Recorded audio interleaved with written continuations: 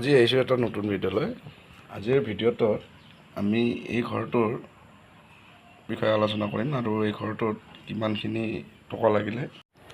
এই ঘৰটোৰ মুঠ খৰচ হৈছে 7,30,000 আৰু ইয়াতে পাইপলাইনৰ হিচাপটো আমি ৰাখা নাই। বাকী যিমানখিনি খৰচ হৈছে এই 7,30,000 টকাৰ ভিতৰত হৈছে আৰু এই ঘৰটো ভাড়া দিয়াৰ কাৰণে বনাইছে। আৰু এই ঘৰটোৰ লম্বা 39 ফুট, বহলটো 24 ফুট আছে আৰু ৰুমবিলাক প্ৰত্যেকটা ৰুমে 13x13 আছে। আগফালে এখন সৰুকৈ বাৰাণ্ডা দিয়া আছে 4 ফুটৰ। আৰু আপোনালোকৰ ভিডিঅ'টো সকলোকে চাব। আৰু এইটো ঘৰটোৰ ফ্ৰণ্ট চাইডৰ হয় মুধা। ইয়াতে অলপ ডিজাইন কটা হৈছে। এইটো ৰাস্তাৰ ওচৰৰ হয়, অলপ ডিজাইন কাটি দিয়া হৈছে।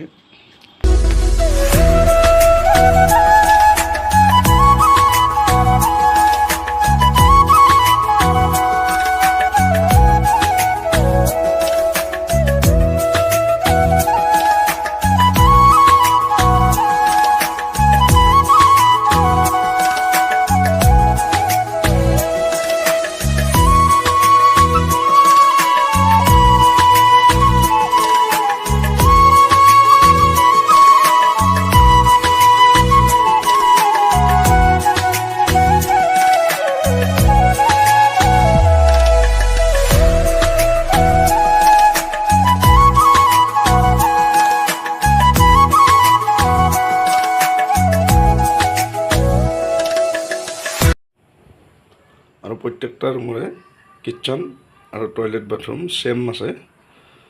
আৰু ইয়াতে আপোনালোকে এইটো দেখি আছে, এইটো ৰুমটো 13x13 আছে আৰু এইটো সৰুকৈ এইটো কিটচেন, এইটো কিটচেনটো 7x7 দিয়া হৈছে। আৰু এইটো দেখি থকা এই দৰ্জাখনো এইটো টয়লেট হয়, জইনিং আছে টয়লেট বাথৰুম। এইটো 5x7 দিয়া গৈছে, যিহেতু এইটো ভাড়া ৰুম হয়। আৰু ৰুম 3টা বনোৱা গৈছে।